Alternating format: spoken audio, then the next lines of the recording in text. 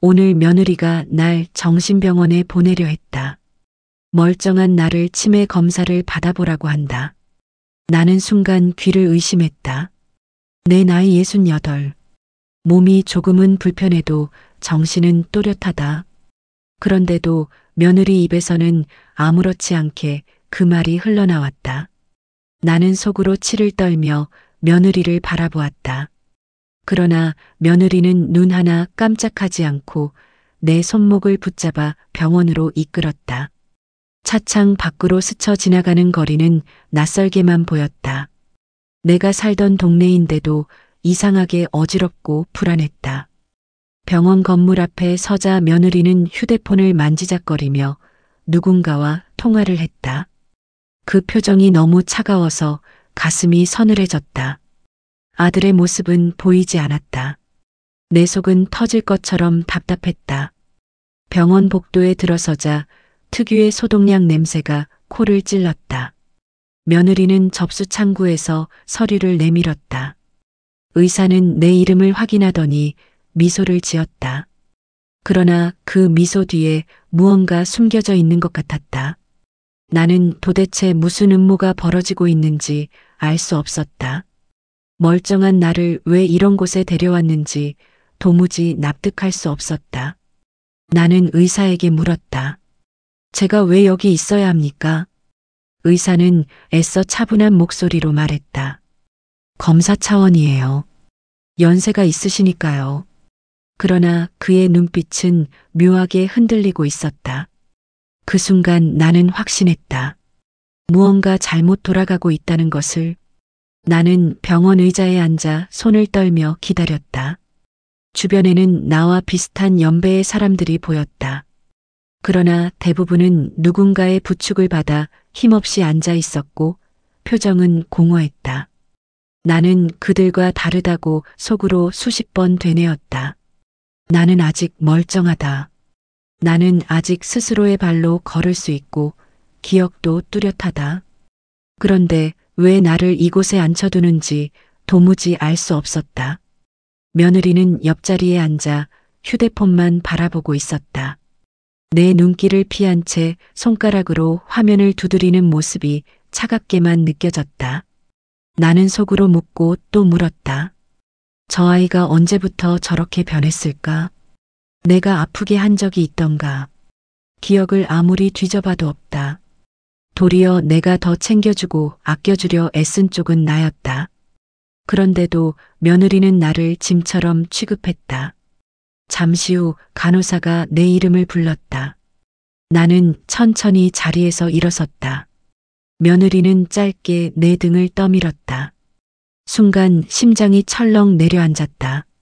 그 작은 손길에도 모욕감이 밀려왔다. 나는 그저 시어머니일 뿐인데 왜 나는 죄인처럼 느껴져야 하는가. 진료실 문을 열고 들어가자 하얀 가운을 입은 의사가 앉아 있었다. 의사는 내 나이를 확인한 뒤 몇 가지 질문을 던졌다. 오늘이 며칠인지 아느냐, 자식이 몇 명인지 아느냐, 사는 곳이 어디인지 아느냐. 나는 또렷하게 대답했다. 하지만 의사는 연필로 무언가를 적으며 고개를 갸웃거렸다. 그 표정이 못마땅했다. 나는 답답한 마음에 목소리를 높였다. 보시다시피 멀쩡합니다. 저는 아직도 집안 살림을 도맡아 하고 시장도 직접 다니는 사람입니다. 의사는 미소를 지으며 고개를 끄덕였지만 눈빛은 차가웠다. 며느리는 옆에서 팔짱을 낀 채 나를 내려다보고 있었다. 그 눈빛 속에는 연민이 아닌 계산이 숨어 있는 것 같았다. 진료가 끝난 뒤 의사는 며느리에게만 따로 대화를 요청했다. 나는 진료실 밖 의자에 앉아 기다리며 심장이 쿵쿵 뛰는 소리를 들었다. 문틈 사이로 두 사람이 이야기를 나누는 모습이 보였다. 며느리의 고개가 여러 번 끄덕여졌다. 의사는 차트를 넘기며 무언가를 설명했다. 그 순간 나는 알 수 없는 불안에 휩싸였다. 내가 모르는 사이 무슨 이야기가 오가는 걸까? 혹시 내가 모르게 후견인 지정 같은 절차를 진행하는 건 아닐까? 요즘 뉴스에서 들은 사례들이 떠올랐다. 치매 진단을 빌미로 재산을 가로채는 자식들 이야기가 머릿속을 맴돌았다. 나는 자리에서 벌떡 일어나 문 앞으로 다가갔다. 그러나 안에서 이야기를 멈춘 며느리의 눈빛이 문틈 너머로 마주쳤다. 그 눈빛은 서늘했다. 나는 다시 자리에 앉았다. 손끝이 차갑게 식어가고 있었다. 집으로 돌아오는 길, 며느리는 한마디 말도 하지 않았다.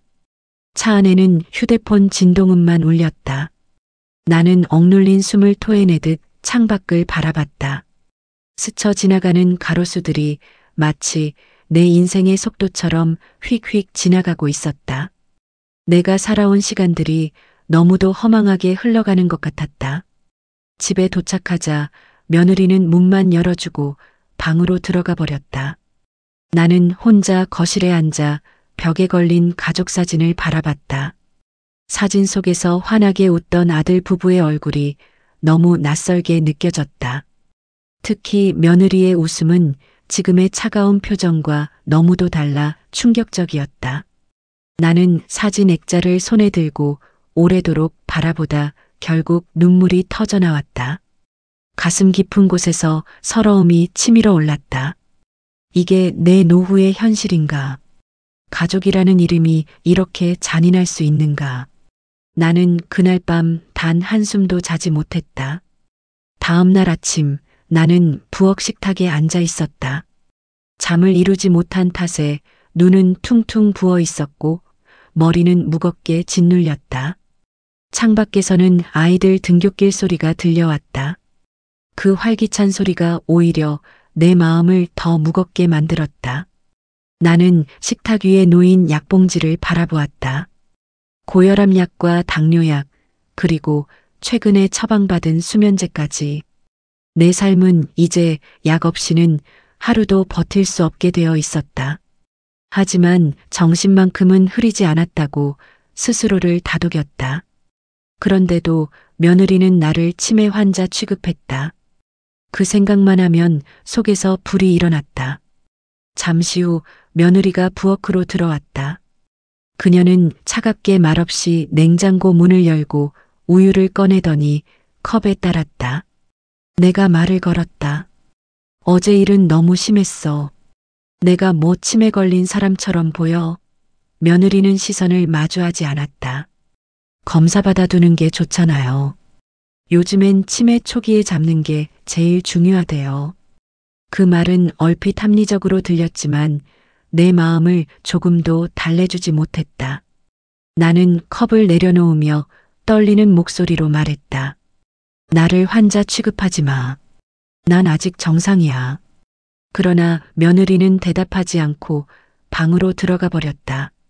문 닫히는 소리가 유난히 크게 들렸다. 나는 홀로 남겨진 채 깊은 허탈감을 느꼈다. 나는 다시 통장을 꺼내 보았다. 지난 30년 동안 시장에서 노점하며 모은 돈이 그 안에 있었다. 큰 돈은 아니지만 적어도 내 노후를 지킬 수 있는 마지막 안전망이었다. 그런데 며느리의 행동이 자꾸만 의심스러웠다. 왜 하필 지금 치매 검사를 강권하는 걸까? 아들 역시 내 편을 들어주지 않는 건 또 왜일까? 아들은 회사 일이 바쁘다는 핑계로 집에 들어오지도 않았다. 며느리 혼자 집안을 좌지우지하는 꼴이었다. 나는 혼잣말을 삼키며 통장을 서랍 깊숙이 다시 숨겼다. 하지만 마음속 불안은 전혀 가시지 않았다. 그날 오후 나는 가까운 은행에 갔다. 창구 직원은 내 나이를 보더니 미소를 지으며 상담실로 안내했다. 나는 조심스럽게 물었다. 혹시 제 재산을 보호할 수 있는 방법이 있을까요? 혹시라도 가족이 제 동의 없이 손댈 수 없게 하는 방법 같은 거요. 직원은 놀란 표정을 지으며 차근차근 설명했다. 한정 후견제도, 신탁계좌, 자동이체 설정 제한 같은 용어들이 이어졌다. 나는 처음 듣는 말들이 많아 머리가 복잡해졌다. 그러나 확실한 건 내 재산을 그냥 방치해두면 위험하다는 사실이었다. 나는 상담을 마치고 은행을 나서며 스스로 다짐했다. 내 노후는 내가 지킨다. 누구에게도 쉽게 빼앗기지 않겠다. 집에 돌아오니 며느리가 거실에 앉아 있었다. 그녀는 내 손에 들린 은행 안내 책자를 힐끔 보더니 차갑게 물었다. 어머니, 어디 다녀오셨어요? 나는 일부러 태연한 척 대답했다. 시장에 다녀왔어. 그러나 내 목소리가 떨리는 걸 나는 스스로도 알 수 있었다. 며느리의 눈빛은 날카로웠다. 마치 내 마음을 꿰뚫어 보는 듯했다. 나는 그 눈빛이 너무 무서워서 서둘러 방으로 들어갔다. 문을 닫고 숨을 고르며 벽에 기대섰다. 가슴이 두근거려 진정이 되지 않았다. 며느리는 분명 뭔가를 계획하고 있다. 내가 모르는 사이에 무언가 진행되고 있는 게 틀림없다. 그 순간 나는 오직 나만 믿을 수 있다는 사실을 깨달았다. 남편은 이미 오래전에 세상을 떠났다. 아들은 내 편이 되어주지 않는다. 이 집에서 나는 완전히 고립되어 있었다. 밤이 깊어지자 며느리 방에서 낮은 목소리로 전화 통화하는 소리가 들렸다. 문틈 사이로 흘러나온 단어들이 내 가슴을 철렁하게 만들었다. 후견인, 절차 사인. 나는 숨을 죽이고 귀를 기울였다. 분명 내 재산과 관련된 이야기였다. 나는 더 이상 가만히 있을 수 없다고 느꼈다. 내일 당장 아들을 직접 만나야겠다고 마음먹었다. 아들이 내 사정을 외면하더라도 나는 직접 눈을 보고 따져야 했다. 그렇지 않으면 모든 게 끝장날 것 같았다. 나는 창문 너머로 보이는 밤하늘을 바라보았다. 별빛이 희미하게 깜빡이고 있었다. 내 인생의 마지막 불빛이 꺼지지 않기를 간절히 바랐다. 다음 날 아침 나는 아들을 직접 만나야겠다고 결심했다. 며느리에게는 말하지 않고 휴대폰을 꺼내 아들에게 전화를 걸었다. 신호음이 몇 번 울린 뒤 아들의 목소리가 들렸다. 그러나 그 목소리에는 피곤함이 잔뜩 묻어 있었다. 엄마, 무슨 일이에요? 지금 회사라서 길게 못 받아요. 나는 급히 말문을 열었다. 너, 내 아내가 나를 정신병원에 보냈다. 내가 멀쩡한데 치매 검사라니 이게 말이 되니? 너도 알고 있었니? 잠시 정적이 흐른 뒤 아들은 한숨을 내쉬었다. 엄마, 괜히 오해하지 마세요. 요즘 회사에서 치매 환자 가족 상담 사례를 들었는데 조기 진단이 중요하다고 하더라고요. 아내도 그 얘기를 듣고 엄마를 걱정해서 그런 거예요. 나는 핏대가 치밀어 올랐다. 걱정하는 사람이 그렇게 몰래 의사와 눈짓을 하고 나를 모른 척하는 거냐? 내가 집에 안 들어오니 내가 어떤 취급을 받는지도 모르지.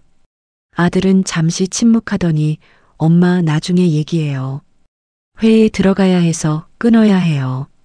하고 전화를 끊어버렸다. 나는 휴대폰을 손에 쥔 채 한참을 멍하니 서 있었다. 내 친아들이 이렇게 냉정할 줄은 몰랐다. 그날 오후 나는 아들을 만나기 위해 그의 회사 근처로 갔다. 사무실 앞 카페에서 기다렸는데 아들은 늦게 나타났다. 넥타이는 느슨하게 매여 있었고 얼굴은 지쳐 보였다. 나는 다짜고짜 물었다. 솔직히 말해라. 내 아내가 나를 치매 환자로 몰아가서 후견인 신청하려는 거 아니냐? 아들은 당황한 표정으로 나를 바라보았다. 엄마, 왜 그렇게 생각하세요? 그런 거 아니에요. 그냥 건강검진처럼 생각하면 돼요. 나는 목소리를 높였다. 너는 내 편이어야 해.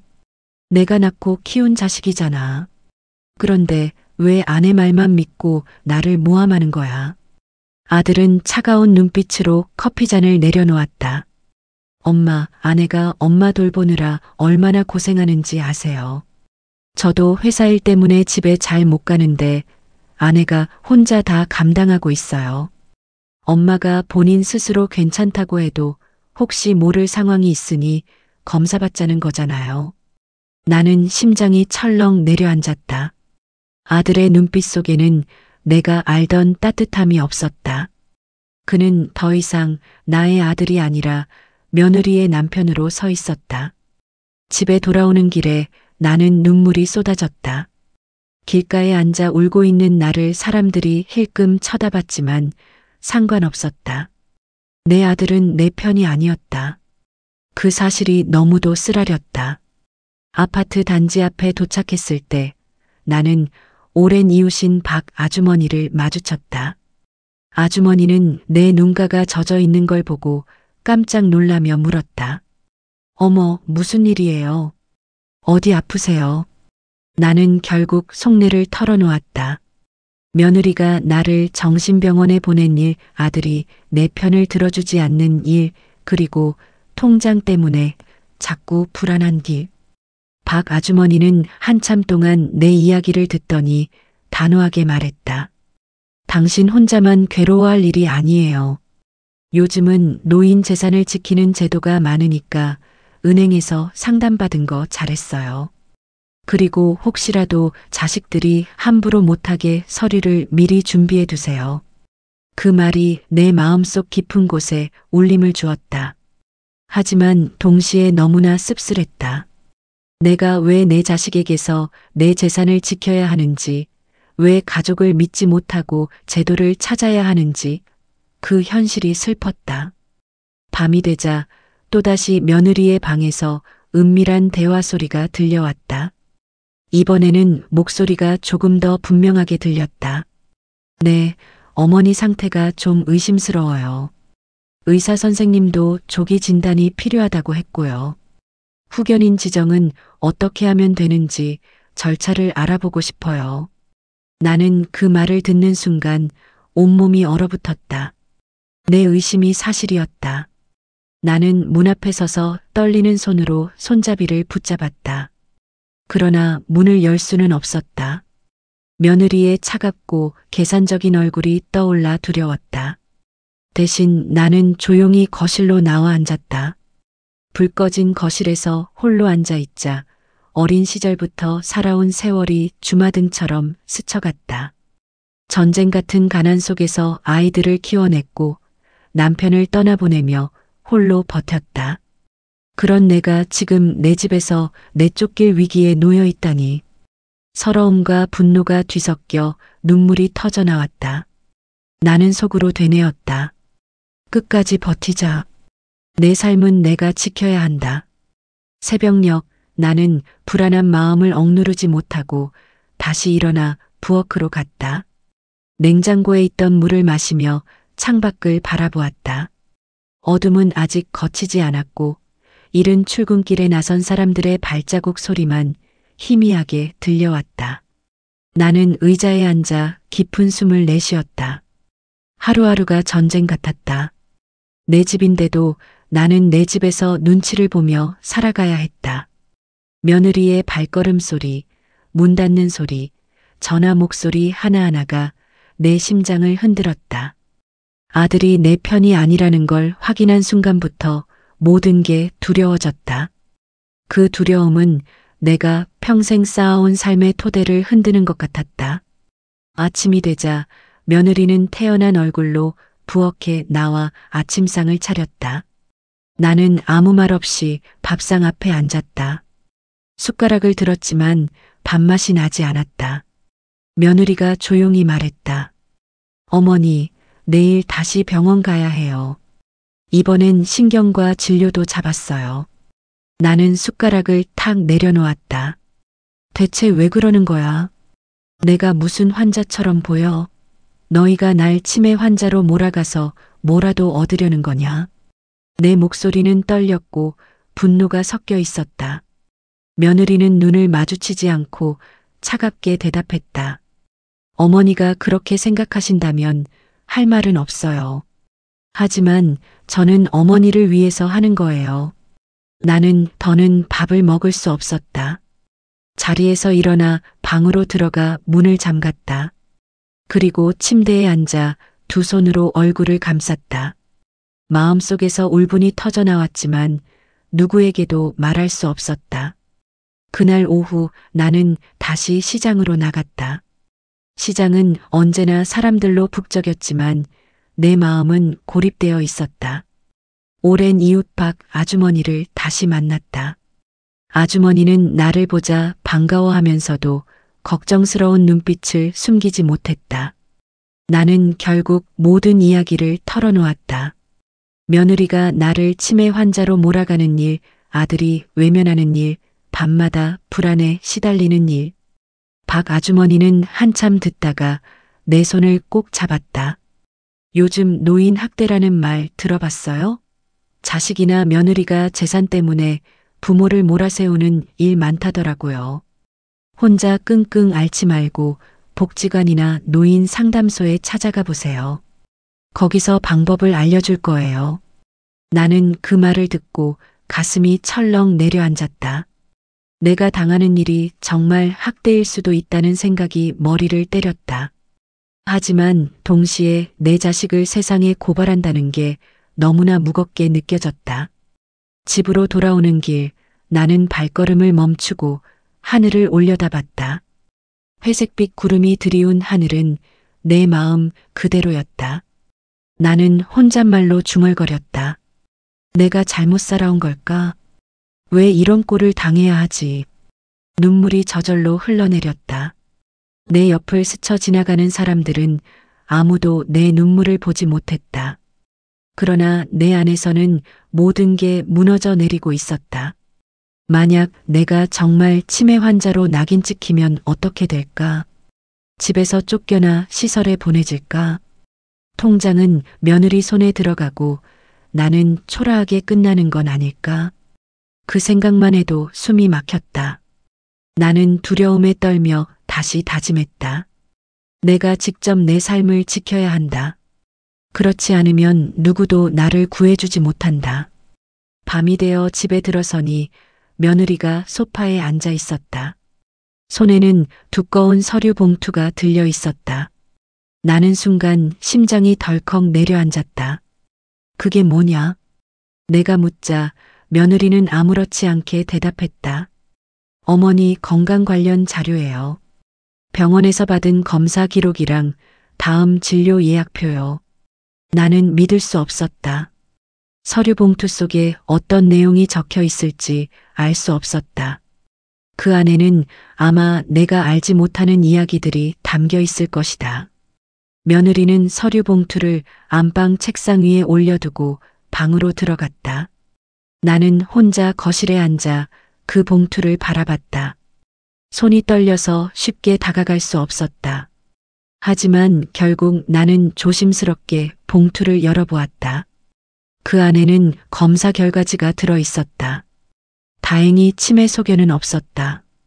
그러나 맨 마지막 장에 추가 정밀 검사 권유라는 글자가 선명하게 적혀 있었다. 나는 가슴이 철렁 내려앉았다. 며느리가 원하는 건 이 한 줄이었다. 이걸 근거로 나를 몰아세우려는 게 분명했다. 나는 종이를 움켜쥐며 속으로 울부짖었다. 안 돼. 절대 그렇게는 안 돼. 나는 손에 쥔 검사지를 한참 내려다보다가 결국 눈물이 터져나왔다. 아무 이상 없다는 결과가 있음에도 불구하고 추가 정밀 검사 권유라는 한 줄이 내 인생을 송두리째 흔들 수 있다는 사실이 너무나 두려웠다. 그 문장은 단순한 의학적 권고일 수도 있었다. 그러나 며느리의 차가운 눈빛과 계산된 태도를 떠올리니 이 종이가 그녀에게는 날 몰아붙일 칼이 될 수 있다는 생각에 심장이 조여왔다. 나는 종이를 서류 봉투에 다시 넣고 서랍 깊숙이 밀어 넣었다. 하지만 그것이 내 불안을 감출 수는 없었다. 오히려 서랍 속에 감춰둔 채로 살아야 한다는 사실이 더 큰 두려움으로 다가왔다. 그날 밤 나는 오래된 앨범을 꺼내 펼쳤다. 젊은 시절 남편과 함께 찍은 사진, 어린 아들이 내 품에 안겨있던 사진, 초등학교 입학식에서 환하게 웃던 아들의 얼굴이 차례대로 나타났다. 사진 속의 아들은 내 인생의 이유였다. 그런데 지금은 내 눈앞에서 멀어져 있었다. 아들이 내 편이 아니라는 사실을 인정하는 게 가장 고통스러웠다. 나는 사진을 끌어안고 흐느꼈다. 내가 어디서 잘못한 걸까? 왜 이렇게 되었을까? 후회와 슬픔이 한꺼번에 몰려왔다. 만약 남편이 살아있었다면 이런 꼴을 당하지는 않았을 것이다. 하지만 남편은 이미 세상을 떠난 지 오래였고 나는 홀로 싸워야 했다. 며칠 뒤 며느리는 나를 다시 병원으로 데리고 갔다. 이번에는 신경과였다. 진료실에 들어서자 의사는 차트를 넘기며 나를 바라봤다. 몇 가지 간단한 검사를 한 뒤 그는 다시 며느리를 바라보며 설명을 이어갔다. 나는 의사의 눈빛이 며느리에게만 쏠려 있다는 사실에 또 한 번 모욕감을 느꼈다. 내가 주인공이어야 할 검사에서 나는 단지 들러리에 불과했다. 의사는 내게 몇 가지 질문을 더하더니 조금 더 정밀한 검사가 필요하겠네요. 요즘은 치매가 빠르게 진행되기도 하니까요. 라고 말했다. 며느리는 고개를 끄덕이며 의사와 긴밀히 대화를 나눴다. 나는 그 자리에 앉아 아무 말도 하지 못했다. 목소리를 내봤자 그들은 듣지 않을 것이 분명했기 때문이다. 집으로 돌아오는 길 나는 점점 더 확신하게 되었다. 이 모든 것이 계획된 일이라는 사실을. 며느리는 의사와 손을 잡고 내 인생을 조여오는 듯했다. 아들은 그들의 편에 서 있었다. 나는 점점 고립되어 갔다. 그날 저녁 혼자 방에 앉아 있을 때 전화벨이 울렸다. 낯선 번호였다. 전화를 받자 들려온 목소리는 은행 직원이었다. 며칠 전 상담했던 직원이었다. 그는 내게 조심스럽게 말했다. 고객님, 혹시 가족분이 고객님의 계좌에 접근하려 하실 수도 있어서 연락드렸습니다. 최근 후견인 지정 관련 문의가 들어온 적이 있는데 혹시 고객님과 관련이 있으신가요? 나는 순간 귀가 멍해졌다. 후견인 지정이라니. 며느리의 목소리가 떠올랐다. 분명 그녀가 문의했을 것이다. 나는 손에 든 전화기를 꼭 쥐며 떨리는 목소리로 대답했다. 아니요. 절대 아닙니다. 제 계좌는 제 것이고 저는 아직도 멀쩡합니다. 직원은 내 다급한 목소리를 듣고는 차분히 조언을 해주었다. 그렇다면 빠른 시일 내에 보호 조치를 해두시는 게 좋습니다. 본인 동의 없이는 누구도 접근할 수 없게 미리 조치하셔야 안전합니다. 나는 전화를 끊은 뒤 눈을 감았다. 드디어 모든 퍼즐이 맞춰졌다. 며느리와 아들은 내 재산을 노리고 있었다. 나는 더 이상 지체할 수 없었다. 다음 날 나는 은행을 다시 찾아갔다. 직원은 내게 여러 가지 방법을 설명해 주었다. 나는 하나하나 꼼꼼히 확인하며 서류에 서명을 했다. 내 계좌에 대한 권한은 오직 나에게만 있다는 것을 분명히 했다. 은행을 나서자 비로소 조금은 안도감이 들었다. 그러나 집에 돌아가는 발걸음은 여전히 무거웠다. 내가 이런 조치를 취해야 하는 현실이 너무도 서글펐다. 가족이 나를 지켜주지 못하는 세상, 오히려 가족에게서 나를 지켜야 하는 세상. 그것이 내 노후의 현실이었다.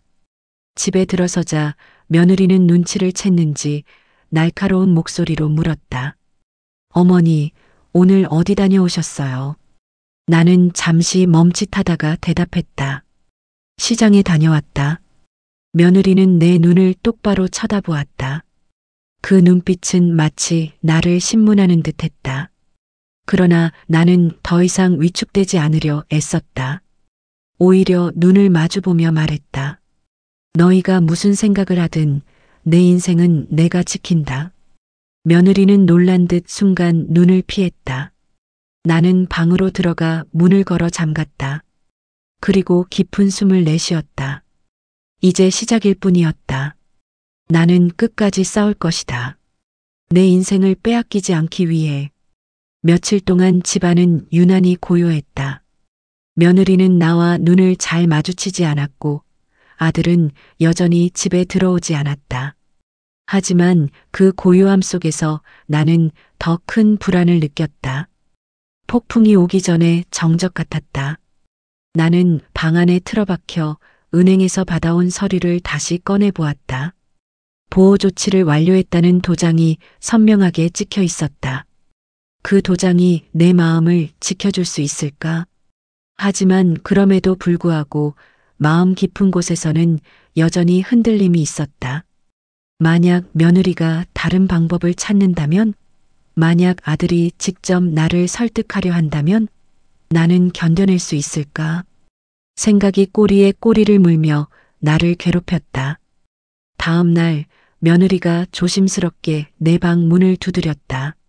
문틈으로 들어온 목소리는 낮고 차분했지만 어딘가 계산적인 기운이 섞여 있었다. 어머니, 잠깐 얘기 좀 해요. 나는 문을 열고 마주 앉았다. 그녀는 한숨을 쉬며 입을 열었다. 저도 이렇게까지 하고 싶진 않았어요.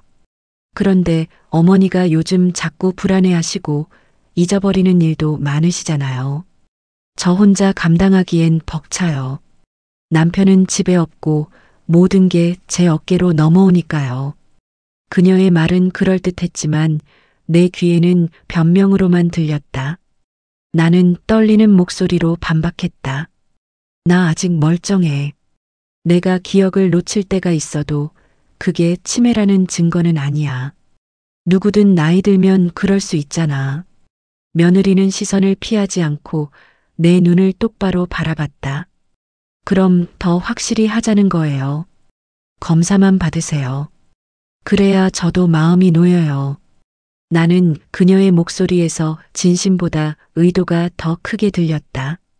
결국 나는 말을 잇지 못하고 방을 나왔다. 나는 답답한 마음에 동네 복지관을 찾았다. 상담실에 앉아 상담원에게 내 상황을 털어놓았다. 상담원은 고개를 끄덕이며 진지하게 들었다. 그리고 조심스럽게 말했다. 최근 노인 재산을 둘러싼 가족 갈등이 많습니다. 혹시라도 부당하게 재산이 넘어갈 위험이 있다고 판단되시면 법률 지원을 받을 수도 있습니다. 대한법률구조공단 같은 곳에서 상담을 무료로 해주기도 하고요. 또 노인 학대가 의심되면 신고도 가능하세요. 나는 그 말을 들으며 복잡한 감정에 휩싸였다. 내 가족을 신고한다는 생각은 차마 할 수 없었지만 한편으로는 그만큼 절박한 상황에 몰려 있다는 사실이 내 마음을 짓눌렀다. 상담원은 내 손을 잡으며 말했다. 혼자만 버티려고 하지 마세요. 어머님이 약해지시면 오히려 상황이 더 힘들어질 수 있어요. 나는 눈시울이 붉어졌다. 누군가 내 이야기를 진지하게 들어준 것만으로도 가슴이 뭉클했다. 복지관에서 나오자 시장길이 눈에 들어왔다.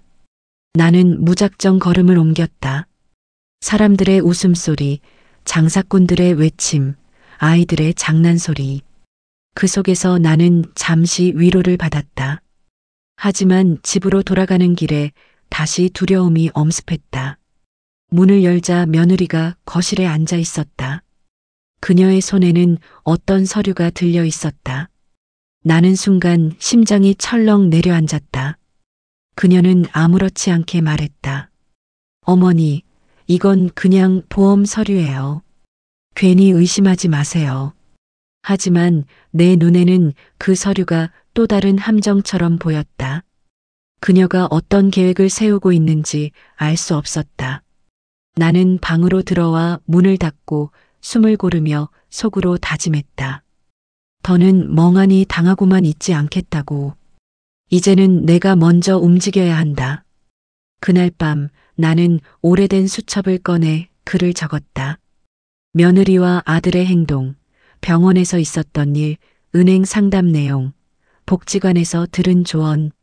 하나하나 기록했다. 만약 내가 정말로 몰린다면 이 기록이 내 유일한 증거가 될 것 같았다. 글씨가 삐뚤빼뚤해도 멈추지 않고 계속 썼다. 내 손끝에서 떨림이 느껴졌지만 마음은 오히려 조금 가벼워졌다. 기록하는 동안만큼은 내가 무력하지 않다는 생각이 들었다. 새벽이 될 때까지 수첩은 빽빽히 채워졌다. 나는 수첩을 베개 밑에 넣고 누웠다. 아직 끝나지 않았다. 이 싸움은 이제 시작이었다. 다음 날 아침 나는 어김없이 일찍 눈을 떴다. 잠을 설친 탓에 몸은 무겁고 머리는 지끈거렸지만 수첩을 꺼내 전날 적은 기록을 다시 읽어내려갔다. 글씨는 삐뚤빼뚤했지만 그 안에는 내 진심과 두려움이 고스란히 담겨 있었다. 나는 수첩을 꼭 끌어안으며 중얼거렸다. 이게 내 증거다. 내가 멀쩡하다는 증거. 그러나 동시에 불안도 밀려왔다. 만약 이 수첩마저 며느리 손에 들어간다면 어떻게 될까? 나는 수첩을 다시 베개 밑에 넣었다가 결국 옷장 안깊숙이 숨겨두었다. 내가 할 수 있는 최선의 대비였다. 아침 식탁에서 며느리와 마주 앉았을 때 공기는 냉랭했다. 며느리는 휴대폰을 내려놓고 내 얼굴을 똑바로 바라보았다. 어머니, 내일 모레 큰 병원에 예약 잡아놨어요. 이번에는 MRI 찍어야 할 것 같아요. 나는 숟가락을 내려놓으며 목소리를 높였다. 그만 좀 해라. 내가 환자도 아닌데 왜 자꾸 검사만 받으라는 거냐? 내가 무슨 너희 집의 짐이냐? 며느리의 표정은 변하지 않았다. 차갑고 단호했다. 어머니가 괜찮으시면 증명만 하시면 돼요. 저는 어머니가 불안해서 그러는 거예요. 나는 답답함에 숨이 막혔다. 내 말은 들리지 않고 그녀의 말만 사실이 되는 것 같았다. 밥상을 물리고 방으로 들어가 버렸다. 나는 점점 궁지에 몰려간다는 걸 느꼈다. 그래서 다시 박 아주머니를 찾아갔다. 시장 입구에서 만난 아주머니는 내 얼굴만 보고도 무슨 일이 있는지 눈치챘다. 나는 결국 모든 걸 털어놨다. 병원 검사, 며느리의 압박, 아들의 무관심, 은행 연락까지. 아주머니는 깊은 한숨을 내쉬며 내 손을 잡았다. 이제는 혼자 버틸 단계가 아니에요. 큰 병원만 믿지 말고 변호사한테 상담을 받아보세요. 제가 아는 법률 상담소 연락처를 알려드릴게요. 나는 순간 머리가 어지러웠다. 내가 정말 내 가족과 법으로 싸워야 한단 말인가. 하지만 아주머니의 눈빛은 진지했다. 망설이다가 다 뺏기고 후회하는 사람들 많이 봤어요. 어머님은 아직 멀쩡하시잖아요. 지금 준비하세요. 그 말이 내 가슴을 파고들었다. 집으로 돌아오는 길, 나는 한참 동안 발걸음을 떼지 못하고 서 있었다. 아파트 복도 창문 너머로 보이는 하늘은 잔뜩 흐려 있었다. 구름이 뭉게뭉게 몰려오고 있었다. 내 삶도 저 구름처럼 짙은 어둠 속으로 들어가는 것 같았다. 문을 열고 들어가니 며느리가 소파에 앉아 있었다. 그녀는 차가운 미소를 지으며 말했다. 어머니, 검사 날짜 잊지 마세요.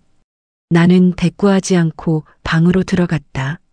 문을 닫자 눈물이 터져 나왔다. 그 순간 나는 결심했다. 더 이상 미루지 않겠다고. 내일 당장 법률 상담소에 찾아가겠다. 며느리와 아들이 날 몰아세우기 전에 내가 먼저 내 인생을 지켜야 한다. 그날 밤 나는 오랜만에 꿈을 꿨다. 남편이 내 앞에 나타나 미소 지으며 말했다. 여보, 겁내지 마. 당신은 강한 사람이야. 평생 그렇게 살아왔잖아. 끝까지 지켜내. 나는 눈물을 흘리며 고개를 끄덕였다. 꿈에서 깨어났을 때 남편의 목소리가 아직도 귓가에 남아 있었다. 나는 침대에서 일어나 수첩을 꺼냈다.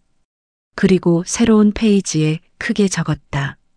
내 인생은 내가 지킨다. 떨리는 손끝이었지만 글자는 분명했다. 그 글자를 바라보며 나는 심장이 다시 뛰는 것을 느꼈다.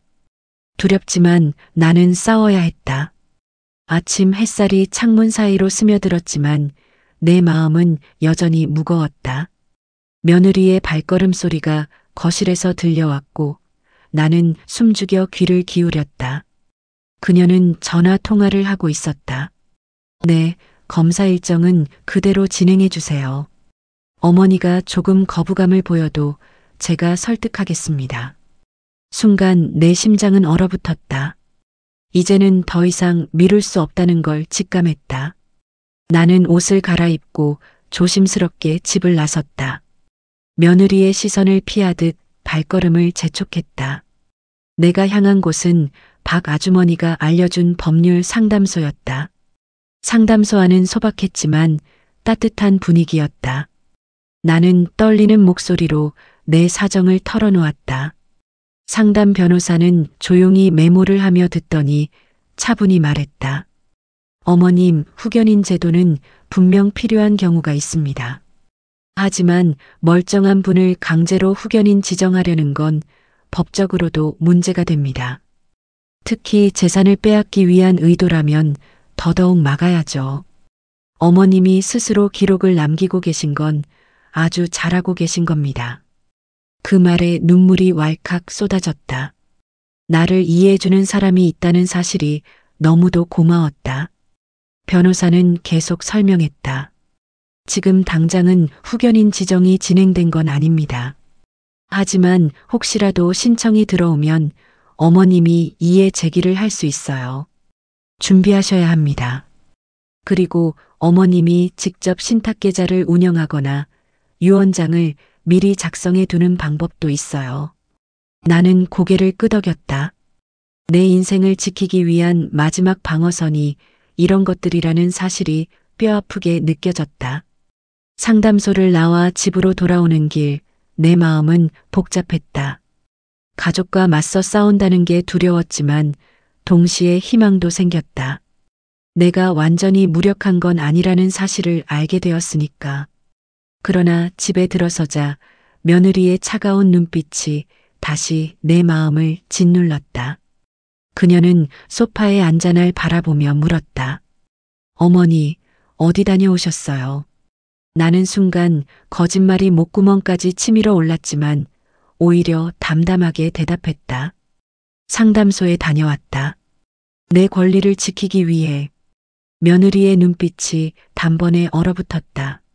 나는 그녀의 표정을 보며 속으로 다짐했다. 이제는 숨지 않겠다고. 두렵더라도 진실을 말하고 내 자리를 지켜야 한다고. 그날 밤 아들이 집에 돌아왔다. 오랜만에 본 그의 얼굴은 지쳐 보였지만 내 눈에는 더 이상 어린 아들이 아닌 낯선 남자처럼 보였다. 나는 결심한 듯 입을 열었다. 너희가 무슨 계획을 꾸미든 나는 내 인생을 지킬 거다. 나는 아직 멀쩡하고 정신도 또렷하다. 내 재산은 내가 쓸 거다. 너희가 빼앗을 수는 없어. 아들은 놀란 눈빛으로 나를 바라보았다. 그리고 짜증 섞인 목소리로 말했다. 엄마, 왜 이렇게 예민하게 구세요? 아내가 엄마를 위해 하는 일인데. 그렇게까지 불신하시면 저희도 힘들어요. 나는 울컥해 목소리를 높였다. 불신? 불신하게 만든 건 너희야. 내가 본 걸 다 잊으라고? 의사와 속삭이고 후견인 얘기하는 걸 다 들었는데 어떻게 믿으라는 거야? 아들은 결국 말을 잇지 못하고 방으로 들어가 버렸다. 남은 건 차갑게 식은 공기와 내 가슴 속 쓰라림 뿐이었다. 잠들기 전 나는 수첩을 다시 꺼내 오늘의 일을 기록했다. 변호사의 조언, 며느리의 얼어붙은 표정, 아들과의 대화. 그리고 페이지 한쪽에 크게 적었다. 끝까지 싸워라. 무너지지 마라. 글자를 쓰는 동안 손끝이 떨렸지만 내 마음은 오히려 단단해졌다. 나는 창밖을 바라보며 속으로 중얼거렸다. 남편 보고 있지. 나 무너지지 않을 거야. 내가 끝까지 내 인생을 지켜낼 거야. 며칠 동안 집안 공기는 살얼음 같았다. 며느리는 평소와 다름없이 집안일을 했지만 나를 대하는 태도는 더욱 차가워졌다.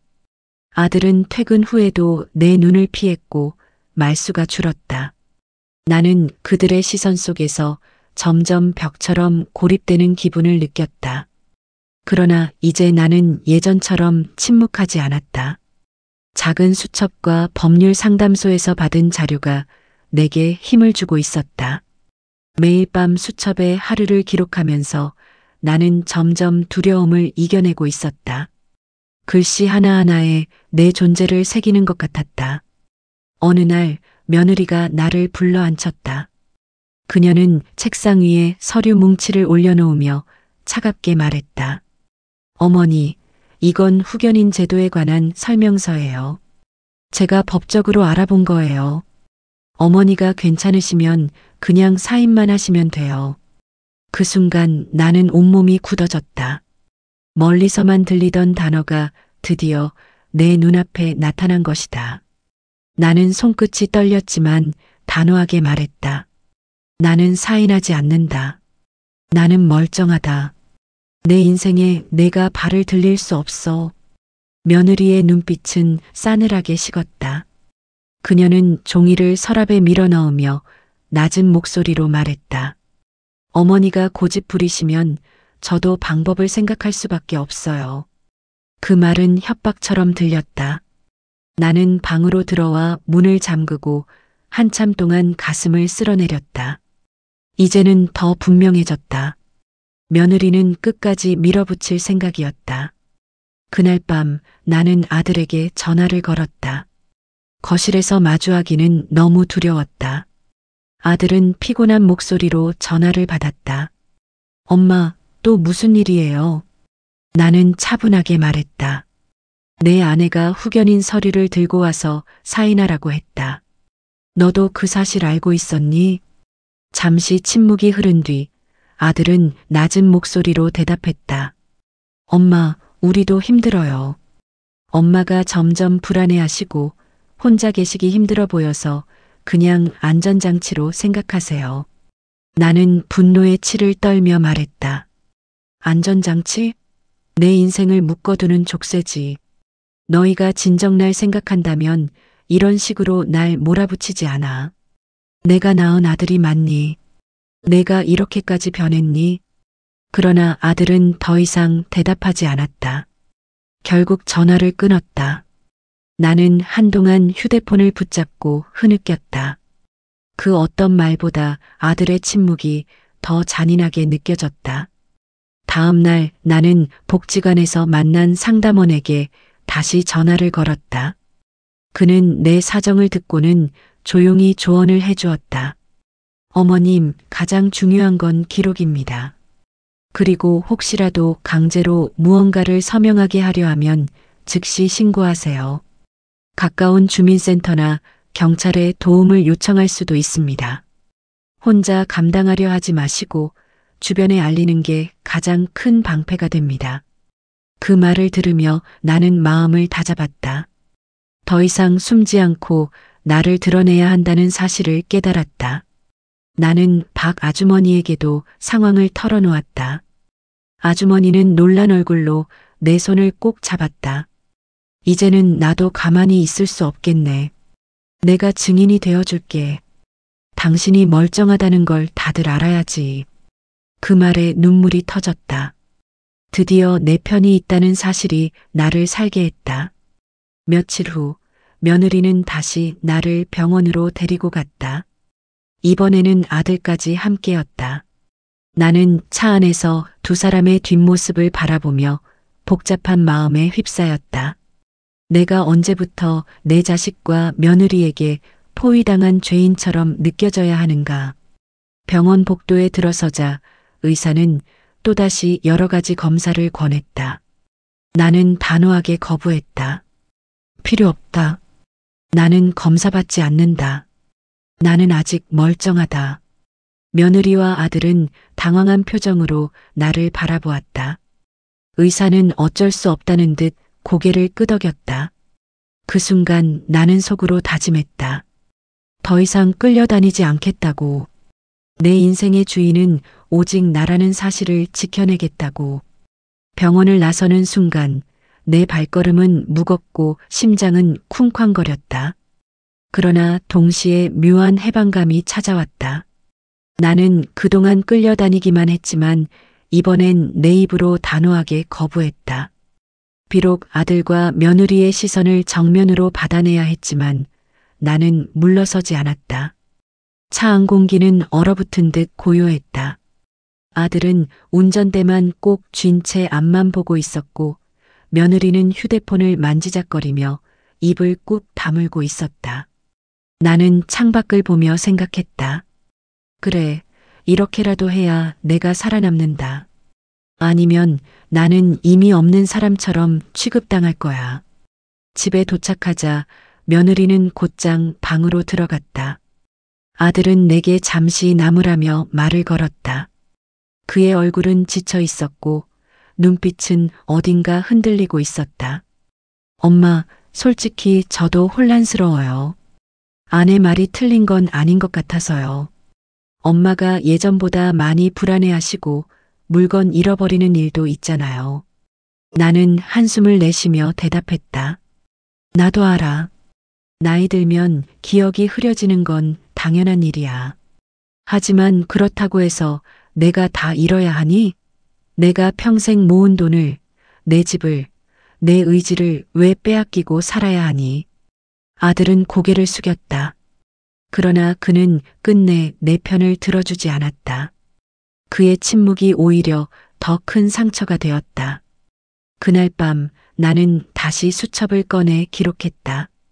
오늘 병원에서 있었던 일, 내 거부 의사, 아들의 침묵. 글씨는 흔들렸지만 글자를 새길 때마다 내 마음은 단단해졌다. 내 인생은 내 것이고 나는 끝까지 포기하지 않는다. 나는 그렇게 적었다. 그리고 혹시라도 있을 상황에 대비해 은행 서류와 상담 기록을 봉투에 모아두었다. 언제든 들이닥칠 파도에 맞설 준비를 하고 싶었다.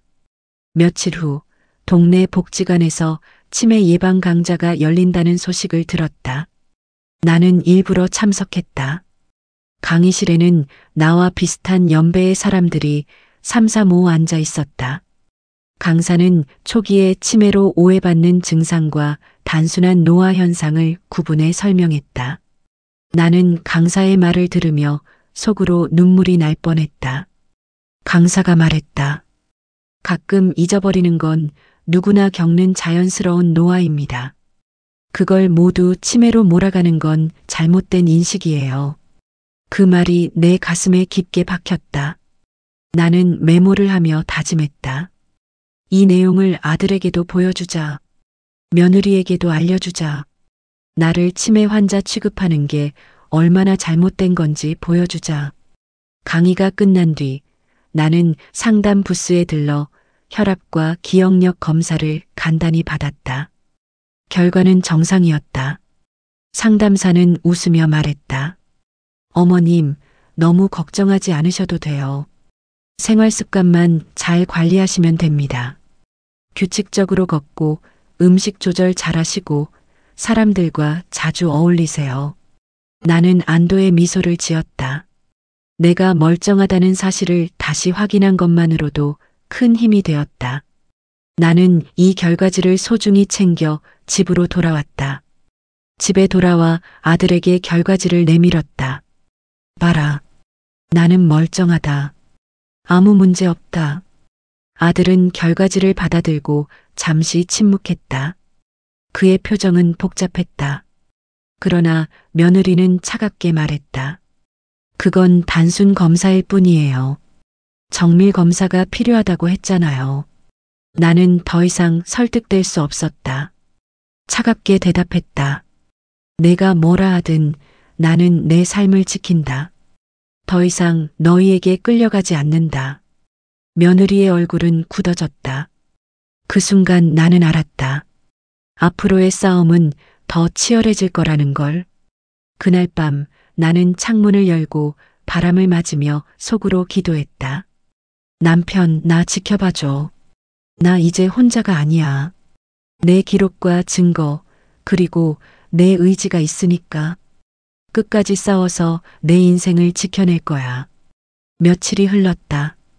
집안 공기는 여전히 무겁고 나와 며느리 사이에는 보이지 않는 벽이 더 두꺼워지고 있었다. 아들은 퇴근해도 눈을 마주치지 않고 방으로 들어가 버렸다. 나는 매일 밤 수첩을 붙잡고 하루를 기록하며 마음을 다잡았다. 하지만 내 심장은 늘 불안하게 뛰었다. 언제 다시 며느리가 서류를 내밀지, 언제 아들이 내 편을 완전히 버릴지 알 수 없었기 때문이다. 어느 날 저녁 며느리가 내 방 문을 열고 들어왔다. 그녀는 단호한 표정으로 내 앞에 앉았다. 어머니, 이번 주 금요일에 큰 병원에서 검사 예약했어요. 이번에는 취소 못해요. 나는 고개를 저었다. 나는 안 간다. 필요 없다. 그러나 며느리는 물러서지 않았다. 어머니가 거부하셔도 절차는 진행될 수 있어요. 후견인 지정 신청은 가족이 할 수 있으니까요. 그 순간 내 심장은 쿵 하고 내려앉았다. 그녀가 진짜로 그 길을 준비하고 있다는 걸 깨달았다. 나는 떨리는 목소리로 말했다. 너 정말 그렇게까지 해야겠니? 내가 널 어떻게 대해왔는데. 그러나 며느리의 눈빛은 냉정하기만 했다. 방문이 닫히자 나는 침대에 앉아 두 손으로 얼굴을 감쌌다. 이제 시간이 없다. 내가 먼저 움직여야 한다. 다음 날 아침 나는 주민센터를 찾았다. 노인 상담 창구에 앉아 내 상황을 설명했다. 담당 공무원은 진지하게 들으며 기록을 남겼다. 어머님, 혹시라도 억지로 서명하게 하거나 폭언, 협박이 있다면 바로 신고하세요. 노인 인권보호 차원에서 즉시 조사에 들어갈 수 있습니다. 지금 상황은 충분히 위험할 수 있어요. 그 말을 들으니 가슴이 저려왔다. 내가 세상에 도움을 요청해야 하는 신세가 되었다는 게 서글펐지만 동시에 안심도 되었다. 적어도 누군가는 내 이야기를 들어주고 있었다.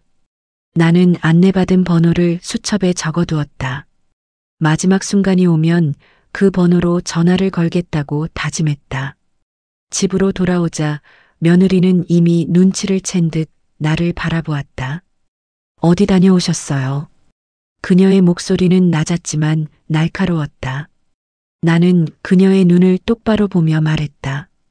내 권리를 지키기 위해 다녀왔다. 이제 더 이상 숨지 않을 거다. 며느리는 순간 아무 말도 하지 못했다. 그러나 그녀의 표정은 차갑게 굳어 있었다. 나는 방으로 들어와 문을 잠그고 깊은 숨을 내쉬었다. 두려움 속에서도 이상하게도 마음은 조금 단단해진 느낌이었다. 며칠 후 아들이 내 방에 들어왔다. 그는 조심스러운 눈빛으로 말했다. 엄마, 우리도 무서워요. 엄마가 혼자서 갑자기라도 하시면 어떡해요. 아내가 그걸 걱정해서 그러는 거예요. 나는 한참 동안 아들을 바라보다가 조용히 대답했다. 내가 날 걱정한다면 내 목소리를 들어라. 나는 아직 멀쩡하다. 내가 무너질 때는 내가 스스로 결정할 거다. 너희가 내 삶을 대신 결정할 수는 없어. 아들의 눈빛은 흔들렸지만 끝내 내 편을 서주지 않았다. 그는 말없이 방을 나갔다. 그 뒷모습을 바라보며 나는 눈물이 핑 돌았다. 그러나 울음은 오래가지 않았다. 눈물이 나를 구해주지 않는다는 걸 이제는 알았다. 오직 내 결심만이 나를 살릴 수 있었다. 그날 밤 나는 남편의 영정을 꺼내와 앞에 앉았다. 사진 속 남편은 늘 그랬듯 따뜻한 미소를 짓고 있었다. 나는 사진을 바라보며 속삭였다. 여보, 나 힘들어. 그런데 나 포기하지 않을 거야. 당신이 곁에 있었다면 내가 이렇게까지는 안 힘들었을 텐데. 하지만 이제 나 혼자 싸워야 해. 지켜봐줘. 눈물이 뺨을 타고 흘러내렸지만 이번엔 결의에 찬 눈물이기도 했다. 나는 수첩을 펴고 크게 적었다. 포기하지 마라. 내 삶은 내 것이다. 그리고 그 글자를 바라보며 두 손을 모아 꼭 쥐었다. 두려움이 몰려왔지만 나는 더 이상 쓰러지지 않으리라 다짐했다. 그날 이후 며느리와 나는 대화를 거의 나누지 않았다. 아들도 점점 나를 피했다. 집안의 공기는 차갑고 무거웠다. 마치 내가 투명 인간이 된 듯 내 말은 공중에 흩어지고 아무도 듣지 않는 것 같았다. 그러나 나는 매일 밤 수첩에 기록하며 스스로를 다잡았다. 기록하는 순간만큼은 내가 무너지지 않았다는 증거를 남기는 일이었다. 나는 하루하루 글씨로 나 자신을 붙들었다. 어느 날 저녁 아들이 내 방 문을 두드렸다. 그는 주저하는 표정으로 들어와 의자에 앉았다. 엄마, 솔직히 말해요. 요즘 정말 괜찮으세요? 아내 말이 틀린 건 아닌 것 같아서요. 가끔 혼잣말도 하고 물건 잃어버리는 것도 많고. 나는 한숨을 내쉬었다. 그래, 나도 나이 들었으니 예전 같지는 않다. 하지만 그렇다고 내가 다 빼앗겨야 하니? 내가 모은 돈, 내가 살아온 흔적까지 다 내놓고 손 놓고 앉아 있으라고? 나는 그럴 수 없어. 아들은 잠시 고개를 떨구었지만 끝내 내 손을 잡아주지 않았다. 그 순간 나는 깨달았다. 더 이상 아들에게 기대지 말아야 한다는 것을. 며칠 후 며느리가 새로운 서류를 내 앞에 가져왔다.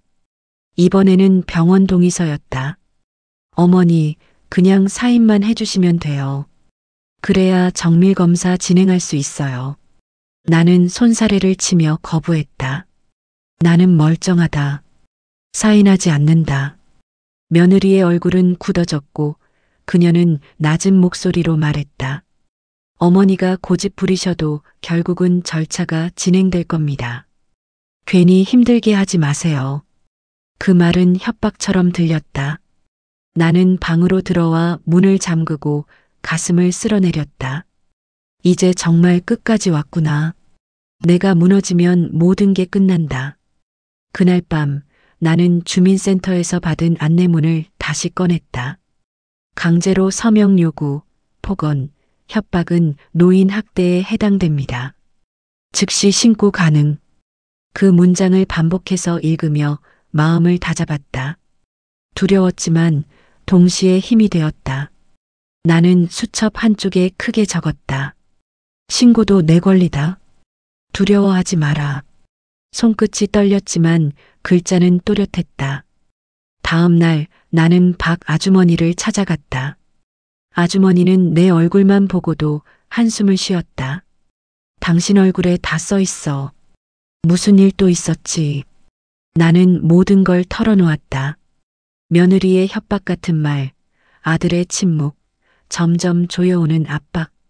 아주머니는 내 손을 꼭 잡고 말했다. 겁내지 마. 나도 내 옆에 있을게. 내가 증인이 되어줄게. 내가 멀쩡하다는 걸 세상에 알려줄 수 있어. 그 말에 눈물이 터졌다. 나를 믿어주는 사람이 있다는 사실이 이렇게 큰 위로가 될 줄 몰랐다. 밤이 깊어지자 집은 고요했지만 내 마음은 폭풍 같았다. 창밖을 바라보니 검은 하늘에 별빛이 희미하게 빛나고 있었다. 나는 속으로 속삭였다. 남편, 이제 나는 더 이상 숨지 않을 거야. 무서워도 끝까지 싸울 거야. 내가 살아온 인생을 지키기 위해. 그렇게 중얼거리며 나는 다시 수첩을 꺼내 오늘의 이야기를 기록했다. 내 글씨가 내 무기가 되고 있었다. 글씨 하나하나가 내 목소리이자 내 방패였다. 며느리는 점점 대놓고 나를 압박했다.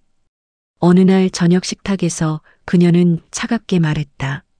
어머니, 이렇게 버티셔도 결국 서류는 진행될 거예요. 괜히 고집 부리셔서 서로 힘들지 말아요. 나는 숟가락을 내려놓고 그녀를 똑바로 바라보았다. 너는 내 딸이 아니다. 시어머니로서 말한다. 내 인생은 내 것이다. 나는 사인하지 않는다. 순간 며느리의 얼굴이 굳어졌다. 그러나 그녀는 곧 차갑게 미소를 지었다. 그럼 어머니도 책임지셔야 할 겁니다.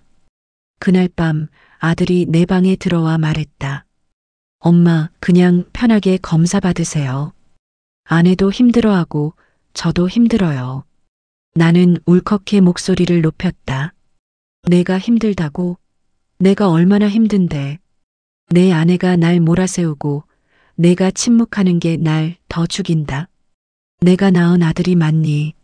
아들은 눈을 피했다. 엄마 그만하세요. 그는 방을 나갔다. 나는 침대에 앉아 눈물을 흘리며 수첩에 적었다. 내 편은 없다. 하지만 나는 무너지지 않는다. 글자가 눈물에 번졌지만 내 결심은 번지지 않았다. 며칠 뒤 며느리는 또다시 서류 봉투를 내밀었다.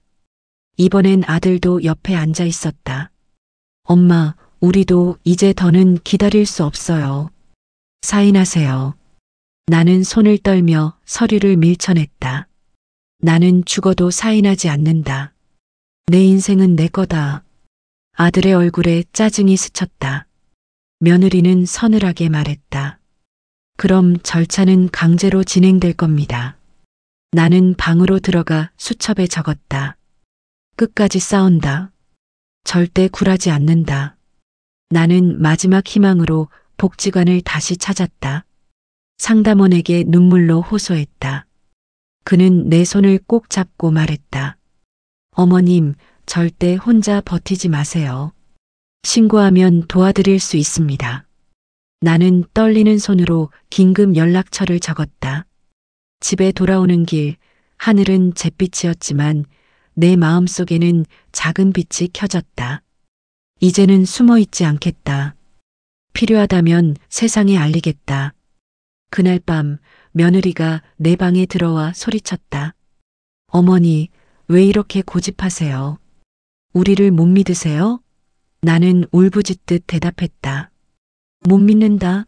너희는 날 짐으로만 본다. 나는 아직 살아있는 사람이다.